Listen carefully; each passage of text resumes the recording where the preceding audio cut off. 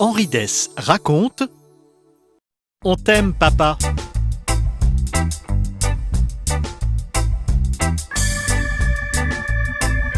Un jour, en rentrant de l'école, j'ai trouvé une chose incroyable à la maison, mon papa. Il jardinait en chantant tandis que Louis, mon petit frère, jouait dans son bac à sable. Quand il m'a vu, ça a été terrible. Il s'est précipité sur moi en me couvrant d'énormes bisous dégoulinants et en me posant toutes sortes de questions sur ma journée. Maman lui a demandé pourquoi il était rentré si tôt de son travail, mais il n'a pas répondu. À mon avis, mon père était tombé sur la tête. Cela s'est confirmé lorsqu'il a annoncé « Alors, qu'est-ce qui vous ferait plaisir pour dîner ?» 1 heure après, on se retrouvait tous les 4 devant une drôle de soupe et des pâtes toutes collantes. Louis n'a presque rien mangé. Là, papa nous a annoncé qu'il avait décidé de travailler moins, qu'il allait essayer d'être plus souvent à la maison et d'aider davantage maman. Louis s'est écrié « Mais c'est quand même maman qui fera à manger !» On a tous éclaté de rire, sauf papa. Puis on est allé se coucher. Quand il a proposé de nous lire une histoire, j'ai accepté, mais comme Louis n'était pas d'accord, c'est maman qui a continué. Quand elle a éteint la lumière, on lui a demandé « Mais qu'est-ce qui lui arrive à papa ?» Maman a répondu « Il vous aime, mais peut-être a-t-il l'impression de ne pas vous le montrer assez. Nous aussi on l'aime, mais là on ne le reconnaît plus. Tu sais, Gaspard, être un enfant, ça n'est pas toujours facile. Mais être un papa non plus, a dit maman. On pourrait peut-être l'aider un petit peu. » En m'endormant, je me suis dit que papa avait effectivement besoin d'un petit coup de pouce. Le lendemain, papa partit tôt à son travail. Arrivé au bureau, il mit la main dans la poche de sa veste et en sortit une drôle d'enveloppe. Il l'ouvrit. À l'intérieur, sur un morceau de papier, une école était dessinée, avec une horloge qui indiquait 4h30. Papa se souvint alors qu'il devait venir nous chercher. Arrivé à l'école, il nous chercha, Louis et moi, mais il ne nous vit pas. De retour à sa voiture, une autre enveloppe était coincée dans les essuie-glaces. Cette fois, le dessin représentait un terrain de foot.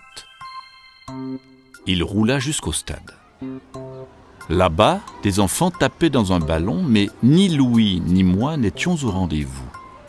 Papa alla voir jusqu'au vestiaire. Sur la porte de mon casier, une nouvelle enveloppe était accrochée. À l'intérieur, une feuille de papier avec le dessin d'un étang, celui où il avait promis de nous emmener pêcher il y a bien longtemps. Arrivé au bord de l'eau, un grand pique-nique était dressé et sur la nappe, il découvrit une 3e enveloppe entourée d'un ruban. À l'intérieur se trouvait une inscription qu'il lut à voix haute « Papa, ne change pas, on t'aime comme tu es ». À ce moment-là, papa entendit nos cris. Maman, Louis et moi sortîmes de derrière les buissons. « Ah, on t'a bien eu !» Papa riait.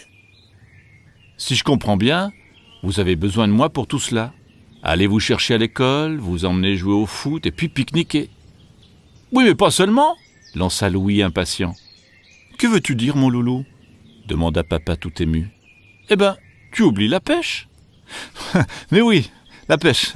Où avais-je la tête ? La pêche aussi. Allez, c'est parti. Maman me fit un clin d'œil et je lui dis à l'oreille. Tu vois ? Être papa, finalement, ça peut être aussi simple que ça.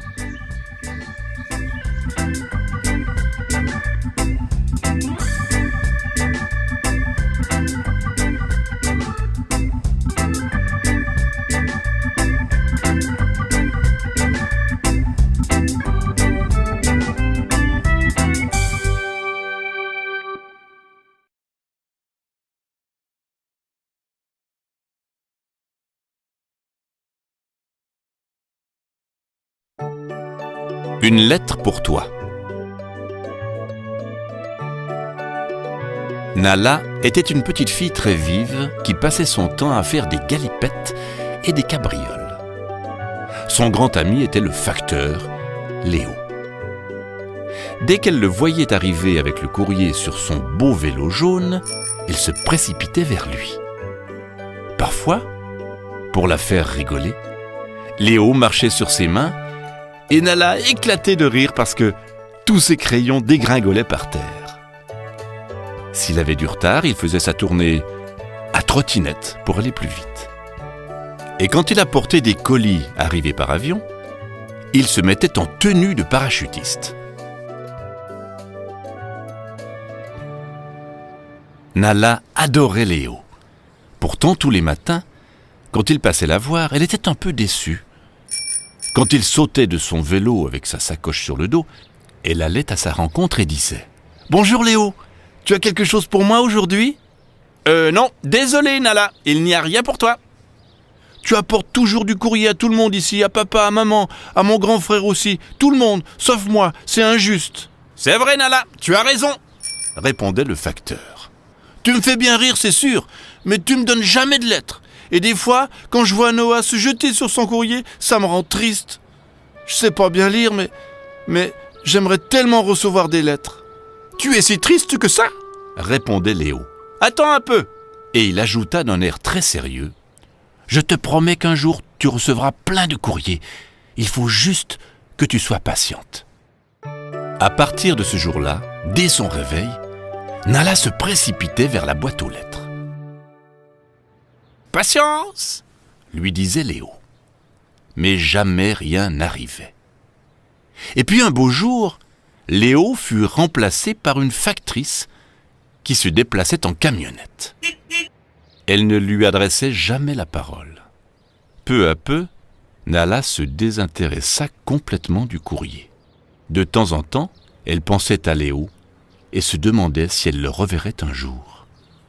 Or, un matin, la nouvelle factrice lui dit « C'est toi, Nala ?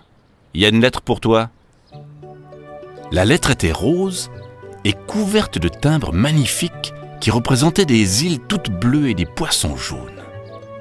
Nala n'avait jamais rien vu d'aussi beau. Elle la garda toute la journée sans l'ouvrir. C'était la première fois qu'elle recevait une lettre, une vraie lettre. Ça venait de Tahiti. Elle en était toute bouleversée. Quand elle se résolut enfin à l'ouvrir, elle découvrit un peu de sable fin et une photo. Et sur cette photo, qui faisait du vélo sur la plage ? Léo, son ami le facteur. À partir de ce jour-là, Nala reçut une lettre par semaine. Léo faisait le tour du monde et à chaque étape, il lui envoyait une lettre. Elle venait de partout, du Kilimandjaro, de San Francisco, de Mexico, et toujours une photo de Léo à l'intérieur avec un petit souvenir. En accrochant au mur de sa chambre la carte postale qu'elle venait de recevoir, Nala sourit en pensant que Léo, le facteur, n'avait oublié ni sa promesse, ni sa grande amie.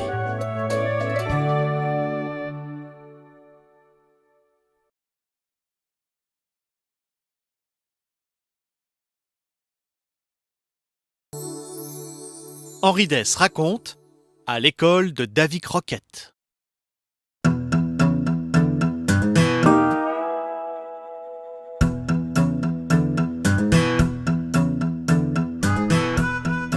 Léon a 6 ans. Tous les jours, il va à l'école pour apprendre à lire, mais il trouve que c'est drôlement difficile. Et d'ailleurs, est-ce que c'est vraiment utile de savoir lire tous ces mots remplis de lettres ? Aujourd'hui, la maîtresse annonce à la classe qu'ils vont découvrir l'histoire de Davy Crockett, le trappeur. « C'est quoi un trappeur ?» demande Léon. « Les trappeurs, explique la maîtresse, vivaient autrefois en Amérique, dans les bois, et attrapaient des animaux sauvages pour vendre leur fourrure. Et Davy Boulette, il est allé à l'école quand il était petit ?» continue Léon. « Pas Boulette, Crockett. Non, Léon, son école à lui, c'était la nature et la forêt. »« Eh, alors, il ne savait pas lire ?» demande encore Léon, soudain très intéressé. « Non, Léon, pas dans les livres, mais il lisait dans le vol des oiseaux, dans la position du soleil ou dans la mousse sur les arbres, répond la maîtresse avant de commencer à lire le livre aux enfants passionnés. Mais aucun n'est aussi passionné que notre Léon qui, dès la fin de la classe, a déjà décidé de devenir trappeur. Aussi, le lendemain matin, au lieu d'aller à l'école comme d'habitude, en suivant la route qui fait le tour du parc à côté de chez lui, il décide de couper tout droit comme un vrai trappeur. « C'est facile, se dit-il. Je vais faire comme Davy Croquette, avec le soleil, les oiseaux, la mousse sur les arbres. » Mais il a beau marcher la tête en l'air pour suivre le soleil et faire le tour de tous les arbres pour y chercher la mousse, Léon est bientôt complètement perdu. Si bien que quand, par hasard, il finit par sortir du parc, il se retrouve au beau milieu d'un carrefour inconnu, tout plein de poteaux indicateurs. Seulement voilà, notre Léon ne sait pas assez bien lire pour les déchiffrer. « Eh bien, mon garçon, tu t'es perdu ?» lui dit une vieille dame qui promène son chien le long du parc. « C'est que, lui répond Léon, je ne sais plus par où est l'école. »« Ah ça, tu ne sais donc pas encore lire à ton âge ?» éclate de rire la vieille dame. « Regarde, c'est écrit sur ce panneau, là, sous ton nez. » Vexé, Léon balbutie un vague « Merci, madame » et s'en va vite en courant, trop heureux de s'être tiré de ce mauvais pas. Arrivé à l'école, la maîtresse, très inquiète de son retard, lui demande ce qui s'est passé. « C'est à cause de Davy Croquette » explique Léon en pleurant. « J'ai voulu faire comme lui et me diriger tout seul dans les bois, en lisant dans le soleil et sur les arbres, et je me suis perdu. » Émue par le chagrin de Léon, la maîtresse lui explique alors doucement. « Tu vois, Léon, que ce soit dans la nature ou dans les livres, pour savoir lire, il faut d'abord apprendre. Et pour ça, il faut être courageux et bien travailler. Et si tu veux mon avis, je pense que c'est plus utile de nos jours de savoir déchiffrer les mots plutôt que le vol des oiseaux. Tu ne crois pas ? » « Si, » répond Léon d'une toute petite voix.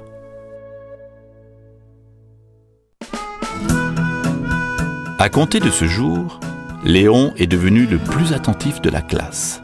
Et ce qui est sûr, c'est que bientôt, il pourra lire tout seul tous les panneaux indicateurs. Quant au soleil et à la mousse des arbres, ma foi, on verra plus tard.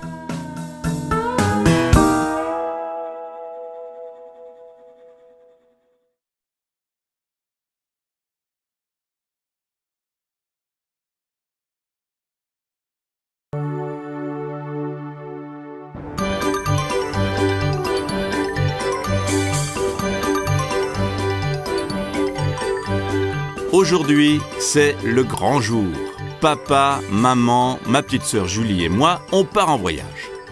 Comme d'habitude, maman s'est occupée des bagages et papa des choses importantes, comme il dit, c'est-à-dire d'acheter les billets de train.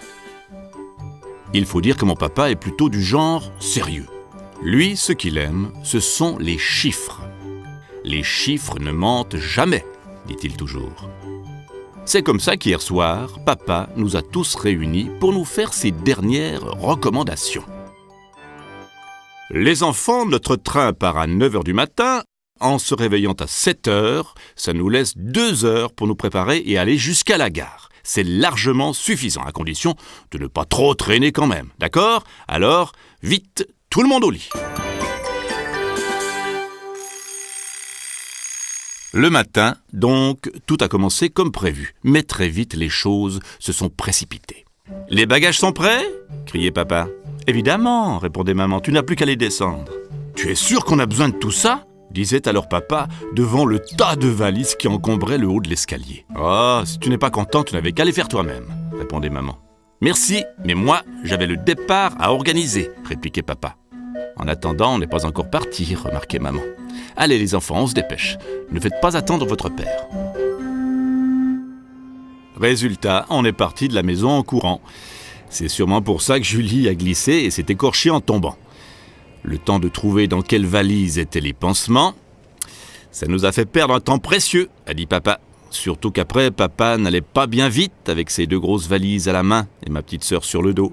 « Allez, courage !» soufflait papa. « On est bientôt arrivé !» Il a raison, mon papa, je me suis dit. Et c'est pour lui montrer que moi aussi j'en avais du courage que j'ai voulu l'aider à porter les bagages. Et c'est pas ma faute si la valise était mal fermée, que les vêtements sont tombés sur la route et que le bus a roulé dessus. De l'autre côté, c'est un peu grâce à moi qu'il s'est arrêté et qu'on a pu monter dedans. Si bien que malgré tout, on était quand même à l'heure à la gare. Mais là, surprise, pas le moindre train en vue. Très étonné et un peu inquiet aussi, papa demande alors au chef de gare si le train de 9h est déjà parti. « Ah, ça non !» répond le chef de gare avec un grand sourire. « Il n'est pas parti. »« Ouf !» soupire papa. « J'avais peur qu'on soit en retard. »« Ça, vous n'êtes pas en retard !» reprend le chef de gare. « Vous êtes même sacrément en avance. »« Comment ça ?» demande papa. « Bah, dame !» s'exclame le chef de gare. « Aujourd'hui, on est samedi et le train de 9h ne roule que le dimanche. Pour être précis, vous avez donc 24 heures d'avance. » Curieusement, au lieu d'être content de ne pas être en retard, papa n'a plus rien dit du tout, jusqu'à la maison. Même quand maman s'est aperçue devant la porte qu'elle avait oublié sur le quai le petit sac rouge avec les clés dedans et que papa a dû repartir le chercher. En tout cas, quand on s'est enfin tous retrouvés à la maison avec nos mines fatiguées et nos valises abîmées, on avait vraiment l'air de revenir d'un très long voyage.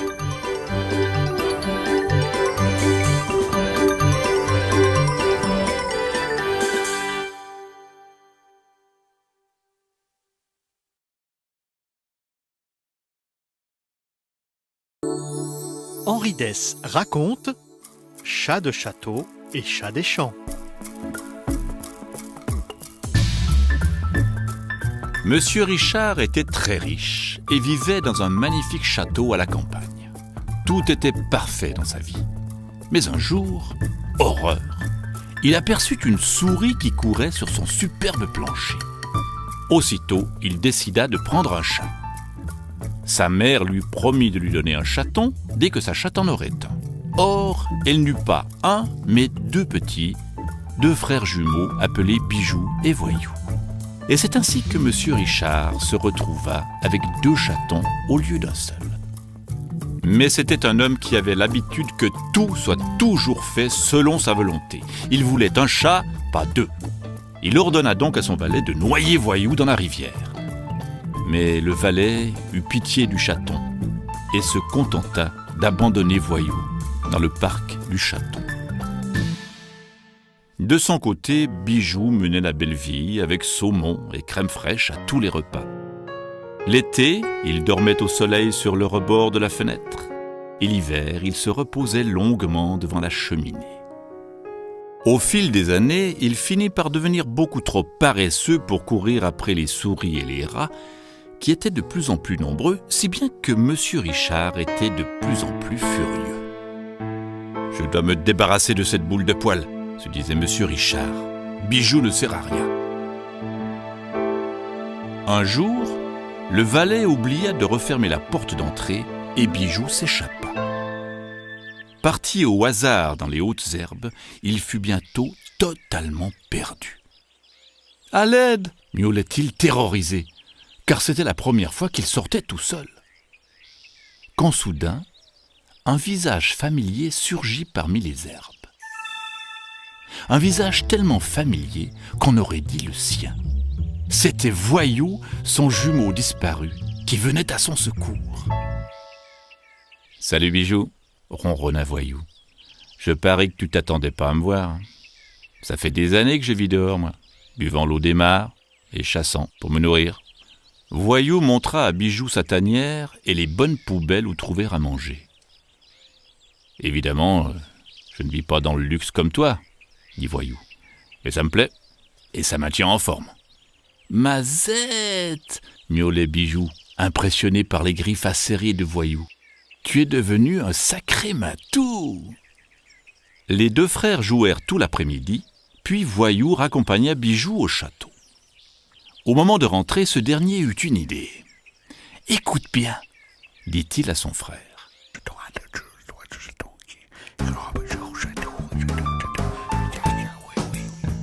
Ce soir-là, Monsieur Richard rentra de très mauvaise humeur. « Il faut que je me débarrasse de ce chat inutile !» Mais à peine entré, il fut saisi de stupeur. Son chat courait partout, chassant rats et souris à en perdre haleine. 2 gros rats velus, s'enfuirent en toute hâte par la porte entr'ouverte. Un autre, énorme, saisi à la queue, fut projeté dehors, vlan, comme par une fronde. 3 souris dodues, zou, furent éjectées par-dessus la clôture du jardin. Monsieur Richard n'en revenait pas de ce que son mollasson de chat avait changé. Alors là, se dit-il, toi, je te garde. À peine Monsieur Richard parti, le chat miaula avec force et aussitôt un autre chat, qui lui ressemblait trait pour trait, entra par la fenêtre ouverte. C'était Bijou. Eh oui, les jumeaux avaient échangé leur place. Pendant que Voyou s'amusait à chasser les rats, Bijou se prélassait dans le parc. Et depuis, les 2 chats restèrent ensemble pour toujours, échangeant leurs vies respectives dès qu'ils en avaient besoin. Quant à Monsieur Richard, il ne soupçonna jamais la vérité et ne jura plus que par son chat extraordinaire.